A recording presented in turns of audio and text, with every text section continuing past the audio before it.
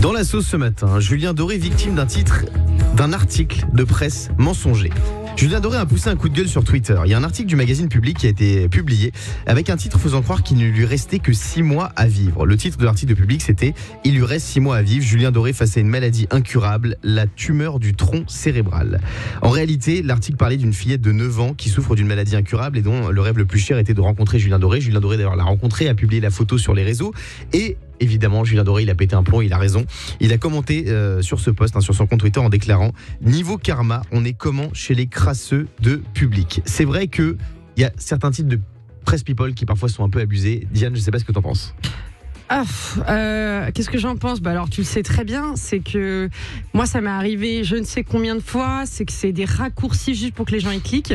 Moi j'avais raconté quand je faisais du sport, j'avais parlé de la frustration que j'avais quand j'étais jeune, c'est-à-dire que je n'osais pas aller faire du sport à la salle parce que je transpirais et que j'avais pas envie que les gens me voient sous cet angle, donc du coup je faisais que du sport chez moi. Ouais. T'avais raconté ça où ? Sur Instagram. Ouais. Et donc du coup je mets une story de moi actuellement en train de faire du sport où je suis toute rouge et transpirante et je mets en fait c'est naturel et il faut s'accepter et ça m'énerve qu'on se bloque à faire tout ça pour quelque chose qui est naturel.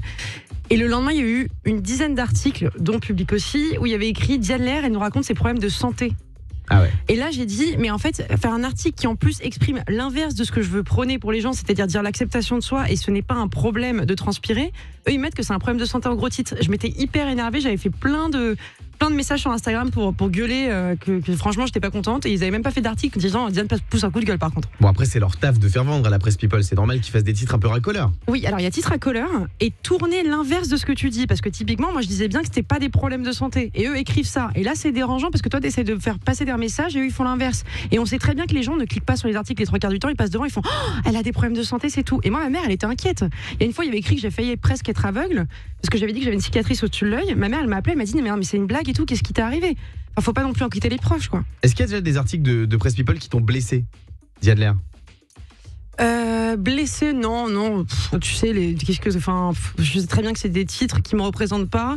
Non, blessé, non, ça n'a jamais été trop dur, à part dire qu'une fois, oui, Diane, après une émission, quand je suis passée sur TPMP la première fois, il y avait écrit le nombre de tweets haineux qu'il y avait eu sur moi, ou je sais pas quoi, suite à ça.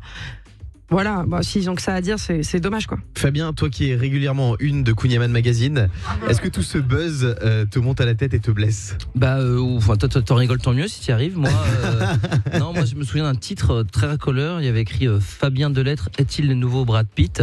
Et j'avais été très choqué. Très choqué, ma mère aussi. Ils avaient oublié un S à Delettre. Oui, Diane. Et toi?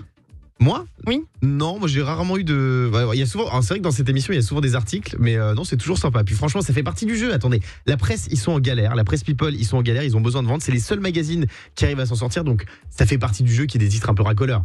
Franchement. Oui, ça fait partie du jeu.